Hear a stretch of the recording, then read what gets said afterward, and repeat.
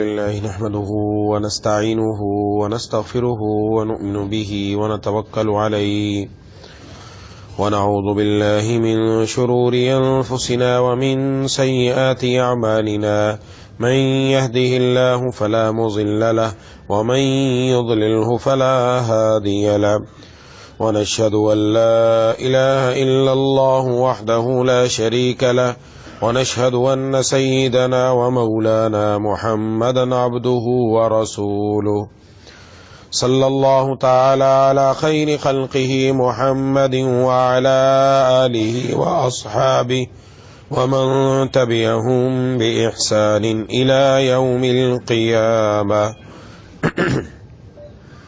أما بعد فأعوذ بالله من الشيطان الرجيم بسم الله الرحمن الرحيم والذين هم لأماناتهم وعهدهم راعون صدق الله العظيم.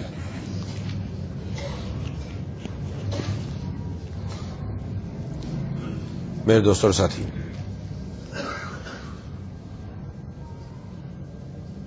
سورۃ المؤمنون کی آیات پر درس ہو رہا ہے.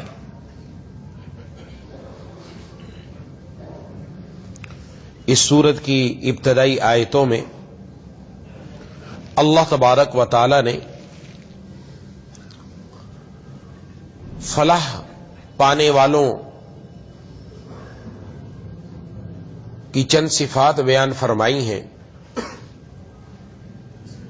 قد افلح المؤمنون فرما کر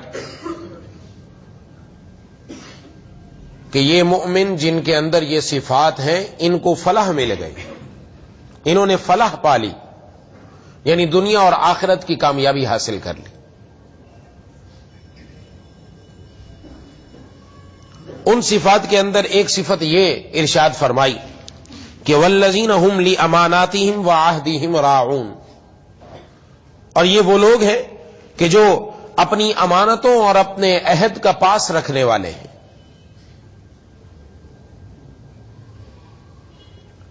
امانت سے متعلق گزشتہ جمعہ میں نے تفصیل سے بات عرض کر دی کہ امانت کا مفہوم کیا ہے. دوسری بات ارشاد فرمائی وعہدہم، یہ اپنے عہد اور وعدے کا پاس رکھتے ہیں. قرآن کریم میں اور احادیث میں عہد کی اور معاہدے کی اور وعدے کی پاسداری کا حکم دیا گیا ہے کہ قرآن کریم میں ارشاد فرمایا یا ایھا الذین آمنوا اوفوا بالعقود، اے ایمان والو عقود اور جو آپس کے معاہدات ہیں ان کو پورا کرو.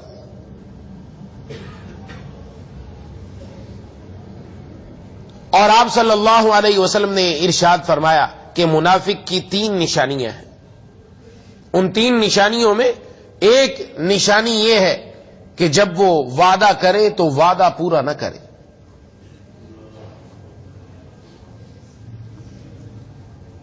جس سے یہ بات واضح ہو جاتی ہے کہ ہر مومن کو وعدہ پورا کرنے کا اہتمام کرنا چاہیے. لیکن آج المیہ یہ ہے کہ ہمارے اندر اپنا وعدہ اور معاہدہ پورا نہ کرنے کا مرض آ چکا ہے. یہاں تک کہ ہم شروع سے اپنے بچوں کے ساتھ بھی وہ معاملہ کرتے ہیں کہ ان کے دل سے بھی اس بات کی اہمیت ختم ہو جاتی ہے کہ کوئی بات کر کے آپ اس کو پورا کریں. محبوب کبریا خاتم الانبیاء صلی اللہ علیہ وسلم کا واقعہ معروف اور مشہور ہے کہ آپ صلی اللہ علیہ وسلم کا ایک آدمی کے ساتھ کچھ خرید و فروخت کا معاملہ ہوا. اس کے ساتھ طے پا گیا کہ اس جگہ پر اس معاملے کی بقیہ رقم ادا کی جائے گی. وہ آدمی بھول گیا اور جب 3 دن کے بعد اس جگہ پر پہنچا تو دیکھا کہ سرکار دو عالم صلی اللہ علیہ وسلم اسی جگہ پر موجود ہے اور ارشاد فرمایا کہ میں 3 دن سے تمہارے انتظار میں یہی ہوں، تم نے مجھے اس معاملے میں تکلیف دی ہے. 3 دن سے انتظار کا مطلب درمیان میں جو معاملات دوسرے کرنے تھے وہ تو کرتے تھے، پھر واپس آ کر انتظار فرماتے.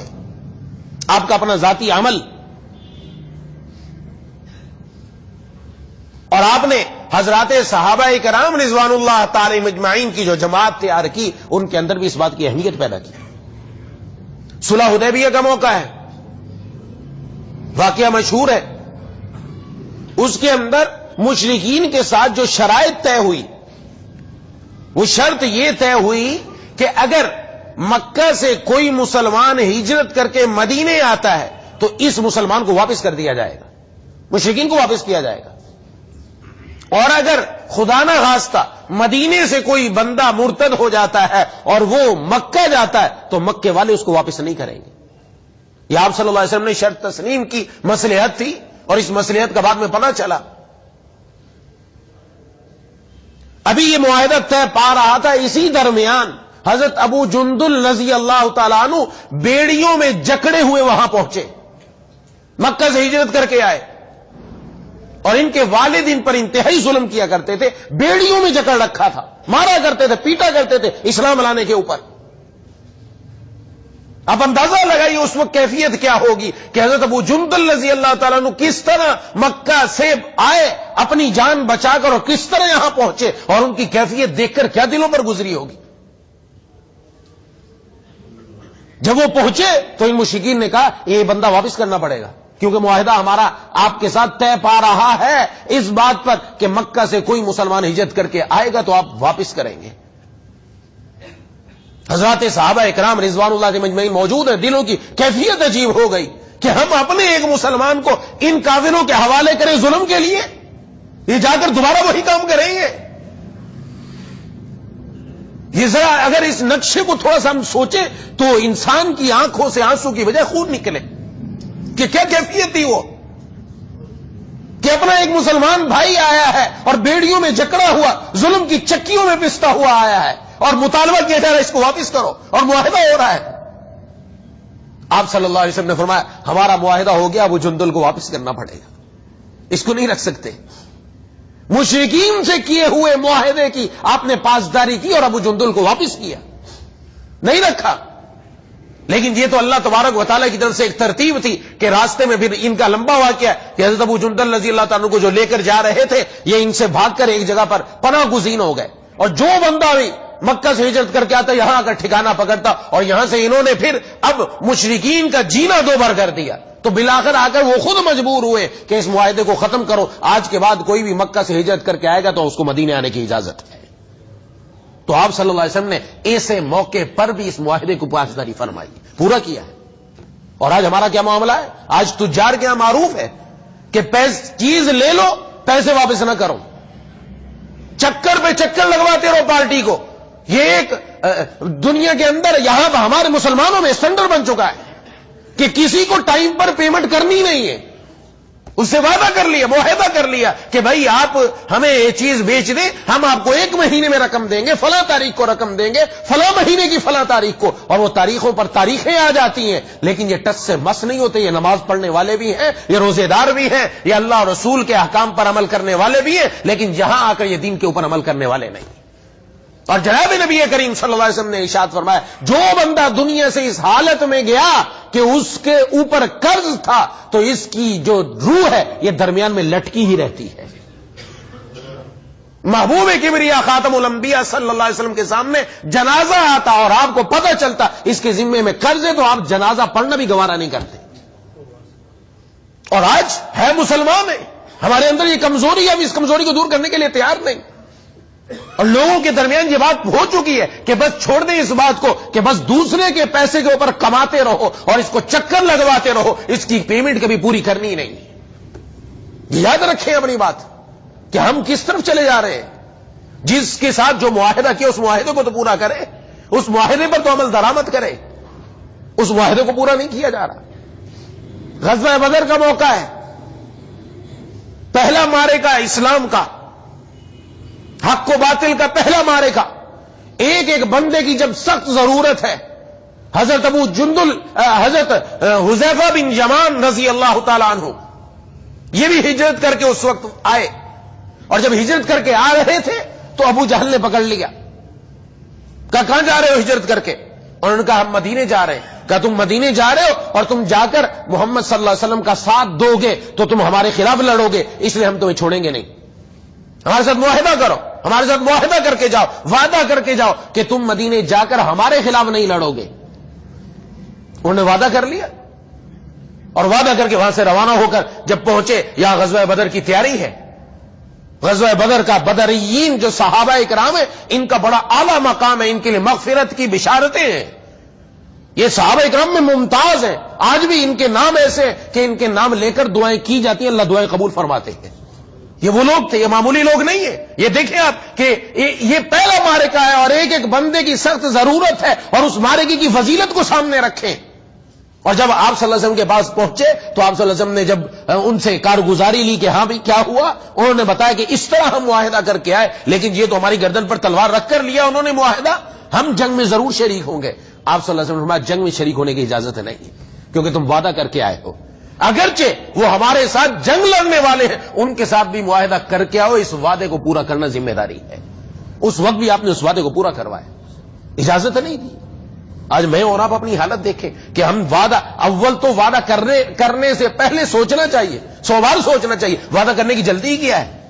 وعدہ کرنے سے 100 بار پہلے سوچے پھر بتائے، نہیں پورا کر سکتا تو وعدہ کرے ہی نہیں، بتائے ہی نہیں، یا وہ آپس کے اندر معاملات طے کیے جائے کہ جس کے اندر آپس میں معاملات خراب نہ ہوں۔ اور معاملات خراب ہو رہے ہیں اسی وجہ سے، آپس میں جھگڑے، آپس میں قریبی رشتہ دار ان معاملات کی وجہ سے لڑ رہے ہیں، جھگڑ رہے ہیں آپس کے اندر کہ معاملہ طے کیا تھا اور میری پیمنٹ مجھے ٹائم پر نہیں دی گئی۔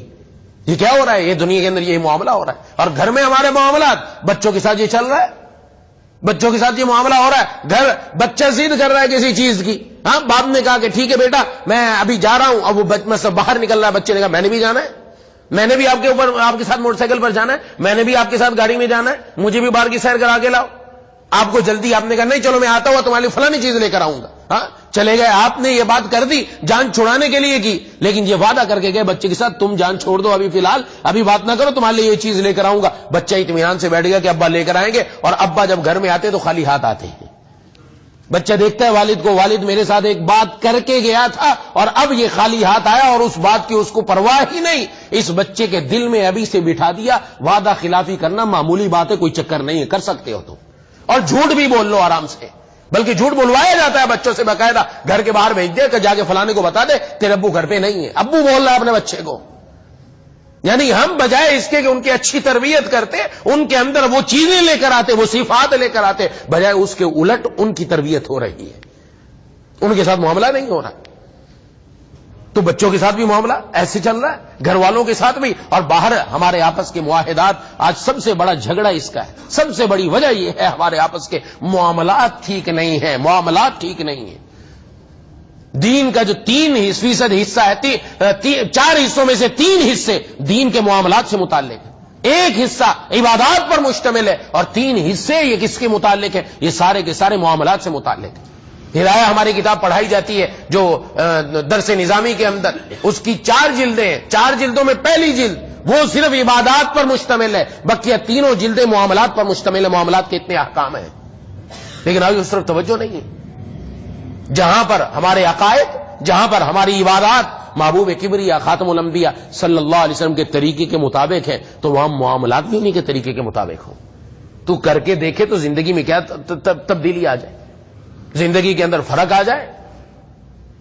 کو بہت سارے لوگ اس پر عمل کرنے کے لیے تیار ہوتے ہیں اور عمل کرتے ہیں۔ بہت کراچی کے اندر بعض مارکیٹیں ایسی مارکیٹیں ہیں کہ وہاں پر ان لوگوں نے ان چیزوں کا اہتمام کر رکھا ہے، آپس میں ان کی یونین کے صدر اور دوسرے لوگ آپس میں معاملہ کرتے ہیں کہ ہم اس شریعت کے اس حکم کے مطابق ہی چلیں گے، سارے کے سارے نمازوں کا اہتمام، ہر چیز کا اہتمام، یہ معاہدے کی پاسداری کرنا یہ ایک مومن کی ذمہ داری ہے۔ حضرت امیر معاویہ رضی اللہ تعالیٰ عنہ اپنے دور کے اندر عیسائیوں کے ساتھ ایک معاہدہ طے پایا کہ آپس میں جنگ بندی ہو گئی کہ مسلمان ان کے خلاف نہیں لڑیں گے، یہ مسلمانوں کے خلاف نہیں لڑیں گے، اور جنگ بندی کی مدت ختم ہونے کے قریب تھی۔ تو حضرت امیر معاویہ رضی اللہ تعالیٰ عنہ نے یہ کیا کہ اسلامی سرحد پر، جو وہ سرحد ان عیسائیوں کی سرحد سے ملتی تھی، وہاں وقت ختم ہونے سے پہلے فوجیں لا کے کھڑی کر دی۔ اس لیے کھڑی کر دی کہ ادھر ہمارے معاہدے کی مدت ختم ہو، ادھر ہم حملہ شروع کر دیں گے، اور حملہ کرتے جائیں گے، آگے فتوحات ہوتی چلی جائیں گی، کیونکہ آگے سے کافر تیار نہیں ہوں گے۔ تو انہوں نے ایسا ہی کیا, اپنی فوجیں لا کر کھڑی کر دی, اور جیسے ہی مدت ختم ہوئی حملہ کرتے گئے, اور بالکل عین منصوبے کے مطابق فتوحات پر فتوحات ہوتی چلی گئی. بہت سارا علاقہ فتح کر لیا.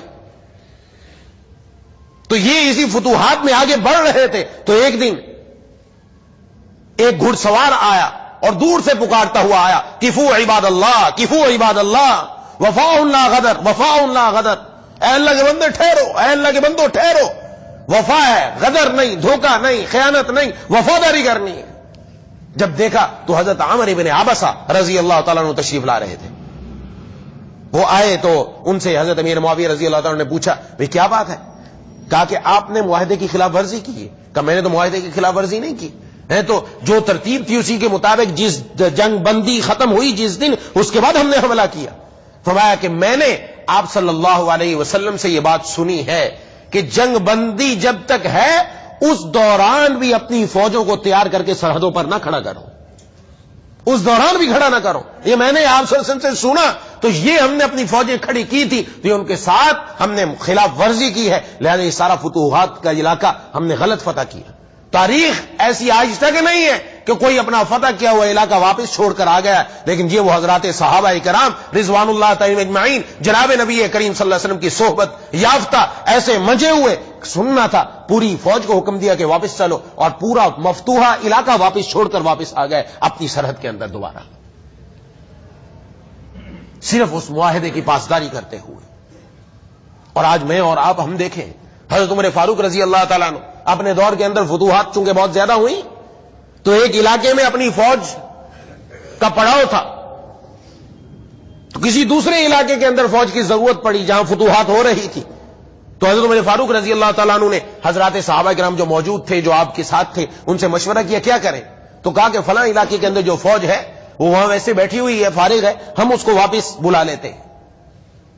تو حضرت عمر فاروق رضی اللہ تعالیٰ عنہ, مشورہ بہت اچھا ہے, لیکن بلانے سے پہلے ایک بات کرنی پڑے گی. میں ان لوگوں سے جزیہ لیا جاتا ہے, جو لوگ کافر ہیں وہ اگر کسی ملک کے اندر رہ رہے ہیں ان کو ادھر ٹھہرایا جائے اور اسلامی سلطنت وہاں آ جائے اور اسلامی فتوحات آ جائے, تو ان سے جزیہ لیا جاتا ہے, ٹیکس لیا جاتا ہے, گویا ایک زمین پر رہنے کا, کیونکہ اس زمین پر رہنے کا حق مسلمان کو ہے, کافر کو نہیں. وہ اگر رہے گا تو ٹیکس دے کر رہے گا, یہ شریعت کا حکم ہے. تو ان سے جزیہ لیا جاتا تھا. تو فرمایا کہ ان کو تمام جو وہاں کے یہود و نصارہ ان کو جمع کرو اور ان سے یہ کہو کہ ہم نے اس سال کا جو آپ سے ٹیکس لیا, ہم ٹیکس اس لیے لے رہے ہیں کہ ہماری فوج یہاں پڑاؤ رکھی ہوئی ہے اور تمہاری حفاظت کر رہی ہے. آج سے ہماری فوج واپس آ جائے گی, تمہاری حفاظت ہم نہیں کر سکتے, لہذا سال کا جتنا ہم نے ٹیکس لیا ہے وہ تمہیں واپس کرتے, اپنی حفاظت کا خود انتظام کرو. اس معاہدے کے مطابق اپنی فوجیں واپس بلوائی. یہ ہمارے سامنے آپ صلی اللہ علیہ وسلم کا عمل اور آپ صلی اللہ علیہ وسلم کے صحابہ کرام کا معاہدات کی پاسداری, کہ معاہدات کو کس طرح پورا کیا ہے. اور اگر کسی جگہ وعدہ پورا کرتے ہوئے واقعتاً نیت پوری ہے کہ میں نے وعدہ پورا کرنا ہے اور اس ٹائم پر بات کرنی ہے, لیکن اس ٹائم پر مثلا پیمنٹ کا معاملہ ہے, نہیں ہو سکی, ہمارے پاس پیمنٹ نہیں پہنچ سکی, تو اب اگلے سے بات تو کرو, اس کے ساتھ بیٹھ کر اس کی تسلی تو کراؤ کہ بھئی مجھ سے غلطی ہو گئی, میں نے اس وقت پر کرنی تھی لیکن میرے پاس پیمنٹ کا انتظام نہیں ہو سکا, اب مزید 10 دن آپ دے دو تو میں انشاءاللہ 10 دن کے اندر دے دوں گا, 20 دن کے اندر دے دوں گا. یہ معاملات طے تو کریں آپس کے, وہی طے نہیں ہوتے. آج یہ بہت زیادہ جھگڑا ہے ہمارے بازاروں کے اندر. آپ صلی اللہ علیہ وسلم کے فرمان کے مطابق آیا عمل ہو رہا ہے کہ نہیں ہو رہا؟ ہماری تجارت, ہمارے معاملات, ہمارا لین دین, ہماری خرید و فروخت, ہمارا کاروبار, یہ آپ صلی اللہ علیہ وسلم کے طریقے کے مطابق ہے کہ نہیں؟ یہ یہاں سے پتہ چل رہا ہے کہ مؤمن کامیاب وہ ہے کہ جس کی جو امانت کی بھی پاسداری کرنے والا ہے, امانت کے ساتھ اپنے عہد اور معاہدے کی پاسداری کرنے والا ہے. یہ چیز جب پیدا ہو جائے گی تو یقیناً فلاح حاصل ہو جائے گی انشاءاللہ. کہ کسی کے ذمہ قرض باقی نہ رہے, کہ وہ دنیا سے اس حال میں جائے کہ اس کے ذمہ قرض باقی نہیں ہے, کسی کی پیمنٹ باقی نہیں ہے, وہ سب کا رقم ادا کرنے کے بعد دنیا سے رخصت ہو رہا ہے. دعا ہے کہ اللہ تبارک و تعالی مجھے اور آپ کو ان باتوں پر عمل کرنے کی توفیق عطا فرمائے. وآخر دعوانا ان الحمدللہ رب العالمین. بسم اللہ الرحمن الرحیم. الحمدللہ رب العالمین الرحمن الرحیم مالک یوم الدین. ایاک نعبد و ایاک نستعین. اهدنا الصراط المستقیم صراط الذین انعمت علیہم غیر المغضوب علیہم ولا الضالین. اللهم صل على سيدنا ومولانا محمد وعلى آل سيدنا ومولانا محمد وبارك وسلم. ربنا اغفر لنا ذنوبنا وكفر عنا سيئاتنا وتوفنا مع الأبرار ربنا لا تزغ قلوبنا بعد إذ هديتنا وهب لنا من لدنك رحمة إنك أنت الوهاب اللهم اكفنا بحلالك عن حرامك وأغننا بفضلك عمن سواك یا الہ العالمین یا ارحم الراحمین یا ذا الجلال والاکرام یا مالک الملک یا احکم الحاکمین، ہم سب کی حاضری کو اپنی بارگاہ میں قبول و مقبول فرما لیجیے۔ جس طرح آج آپ نے یا اللہ اپنے در پر، اپنی مسجد میں، اپنے گھر پر آنے کی توفیق عطا فرمائی، مرتے دم تک اسی طرح پانچوں وقت اپنے دربار میں حاضری کی توفیق عطا فرما دیجیے۔ مولا کریم مرتے دم تک ہمیں دین سے وابستہ کر دیجیے۔ اے الہ العالمین، اے ارحم الراحمین یا ذا الجلال والاکرام، سلامتی اعضاء، سلامتی ایمان کے ساتھ زندہ رکھیے، سلامتی اعضاء، سلامتی ایمان کے ساتھ دنیا سے اٹھائیے۔ اے الہ العالمین، اے ارحم الراحمین یا ذا الجلال والاکرام، اپنی عبادات، اپنے معاملات، اپنی معاشرت، اپنے اخلاق، اپنے محبوب صلی اللہ علیہ وسلم کے طریقوں کے مطابق کرنے کی توفیق عطا فرما دیجیے۔ اے الہ العالمین، اے ارحم الراحمین، لقمہ حلال کھانے کی اور حلال کمانے کی توفیق عطا فرما۔ یا الہ العالمین، لقمہ حرام سے ہم سب کی حفاظت فرما۔ یا ذا الجلال والاکرام یا ارحم الراحمین، ہم میں سے جو بیمار ہیں، گھروں میں جو بیمار ہیں، دوست و احباب میں جو بیمار ہیں، ایک ساتھی کا بھی کچھ دیر پہلے فون آیا، انہوں نے اپنے ایک عزیز کے لیے کہا ہے وینٹیلیٹر پر، یا الہ العالمین اور بھی جو کہنا چاہتے تھے نہیں کہہ سکے یا امید رکھتے ہیں یا پیغام پہنچایا نہ پہنچ سکا، سب کو شفا کامل عاجلہ مستمر عطا فرما۔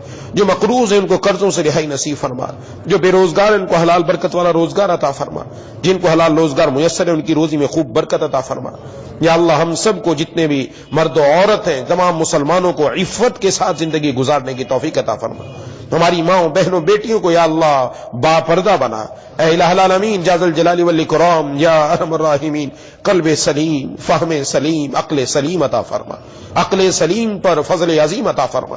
یا اللہ ہم آپ کے فضل سے آپ کا فضل مانگتے ہیں، آپ کی رحمت سے آپ کی رحمت مانگتے ہیں، آپ کے فضل اور آپ کی رحمت سے آپ کی مشیت مانگتے ہیں۔ یا اللہ ہم سب کو اپنی بارگاہ میں جذب فرما دیجیے، کسی کو بھی محروم نہ فرما۔ یا الہ العالمین ہم قبر کا عذاب نہیں سہ سکتے، ہم جہنم کی ہولناکیوں کو برداشت نہیں کر سکتے۔ یا الہ العالمین اگرچہ نالائق ہیں تو آپ کے بندے، آپ کے در کے علاوہ کوئی در نہیں، آپ تو ماں سے بڑھ کر اپنے بندوں سے پیار فرمانے والے ہیں۔ اے الہ العالمین، اے ارحم الراحمین، ہماری زندگی اور ہمارے جسم کا بال بال گناہوں میں ہے، آپ کی کرم نوازیاں، آپ کی شفقتوں کی کوئی انتہا نہیں۔ اے چھوٹے چھوٹے بچوں کو روزی پہنچانے والے اللہ، اے بے قراروں کو قرار عطا کرنے والے اللہ، اے مانگنے والوں کو دینے والے اللہ، اے ضرورت مندوں کی ضرورت کو پورا کرنے والے اللہ، اے معاف کرنے کو پسند کرنے والے اللہ، اے ہمارے گناہوں پر ستاری کا پردہ ڈالنے والے اللہ، اے اپنے بندوں سے ماں سے بڑھ کر پیار کرنے والے اللہ، آپ کو آپ کے 99 ناموں کا واسطہ، آپ کو رحمان ہونے کا واسطہ، رحیم ہونے کا واسطہ، غفور ہونے کا واسطہ، ودود ہونے کا واسطہ، اپنے حبیب کے صدقے یا اللہ ہم سب کی مغفرت فرما کر ہم سب کو اپنے پیاروں میں شامل فرما، کسی کو محروم نہ فرما۔ محرومی کا لفظ ہماری زندگیوں سے نکال دیجیے۔